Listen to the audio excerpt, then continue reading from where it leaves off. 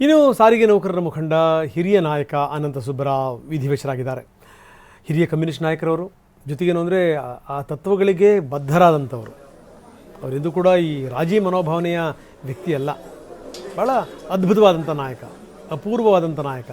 ಈ ವಿಚಾರಧಾರೆಗಳಲ್ಲಿ ಬೇಕಾದಷ್ಟು ಜನರು ಭಿನ್ನಾಭಿಪ್ರಾಯ ಇರ್ಬೋದು, ಆದರೆ ಒಬ್ಬ ವ್ಯಕ್ತಿಯಾಗಿ, ಒಂದು ವ್ಯಕ್ತಿತ್ವವಾಗಿ ನಿಜಕ್ಕೂ ಅವ್ರಿಗೆ ಕೈ ಎತ್ತಿ ಮುಗಿಬೇಕು.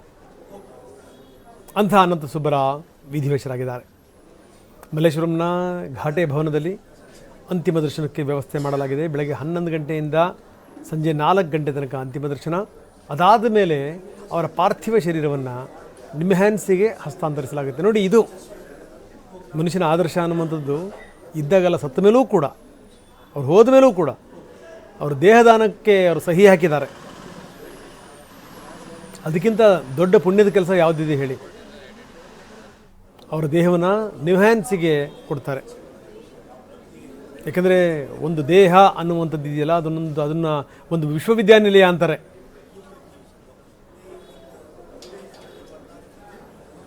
ಬನ್ನಿ, ಅವರ ಪುತ್ರಿ ಮಾತಾಡಿದ್ದಾರೆ, ಏನು ಹೇಳ್ತಾರೆ ನೋಡೋಣ. ಈಗ 11 ಗಂಟೆ ತನಕ ಇಲ್ಲಿ ಮನೇಲೇ ವಿಜಯನಗರದಲ್ಲೇ ಇಟ್ಕೊಂಡಿರ್ತೀವಿ. ಅಂತಿಮ ದರ್ಶನಕ್ಕೆ 11 ಗಂಟೆ ತನಕ ಇರುತ್ತೆ. ಮತ್ತು 11 ಗಂಟೆ ಮೇಲೆ ಇದು ನಮ್ಮ ಭಾರತ ಕಮ್ಯುನಿಸ್ಟ್ ಪಕ್ಷದ ಕಚೇರಿ, ರಾಜ್ಯ ಕೇಂದ್ರ ಕಚೇರಿ ಘಾಟೆ ಭವನ ಚೌಡಯ್ಯ ಮೆಮೋರಿಯಲ್ ಹಾಲ್ ಹಿಂಭಾಗದಲ್ಲಿ ಇದೆ. ಅಲ್ಲಿ 11 ಗಂಟೆಯಿಂದ ಸಂಜೆ 4 ಗಂಟೆ ತನಕ ಅಲ್ಲಿ ಅಂತಿಮ ದರ್ಶನ ನಡೆಯಲಿದೆ. ಮತ್ತು ಅದಾದಮೇಲೆ ನಾವು ಅವರ ಇಚ್ಛೆ ಏನಿತ್ತು ಅಂದರೆ ಯಾವುದಾದ್ರೂ ಸರ್ಕಾರಿ ವೈದ್ಯಕೀಯ ಕಾಲೇಜಿಗೆ ದೇಹವನ್ನು ದಾನ ಮಾಡಬೇಕು ಅನ್ನೋದು. ನಾವು ಹಾಗಾಗಿ ನಿಮ್ಹಾನ್ಸಿಗೆ ಅವರ ಇಡೀ ದೇಹವನ್ನು ದಾನ ಮಾಡಿದ್ದೀವಿ. ನಿನ್ನೆ ರಾತ್ರಿ ಅವರ ಮಿದುಳು ಮತ್ತು ಕಣ್ಣನ್ನು ದಾನ ಮಾಡಲಾಗಿದೆ ಈಗಾಗಲೇ. ಇದೀಗ 4 ಗಂಟೆ ಮೇಲೆ ನಿಮ್ಹಾನ್ಸಿಗೆ ಬಾಡಿ ತೊಗೊಂಡು ಹೋಗ್ತಾರೆ, ಅಲ್ಲಿಗೆ ತೊಗೊಂಡು ಕೊಡ್ತೀವಿ. ಅಲ್ಲಿ ಸುಮಾರು ಒಂದು ವಾರದ ಕಾಲ ಇಟ್ಕೊಂಡಿರ್ತಾರೆ ಅಂತ ಕಾಣುತ್ತೆ. ನಮ್ಮ ಅಕ್ಕ ಬರಬೇಕು ಇನ್ನೂ.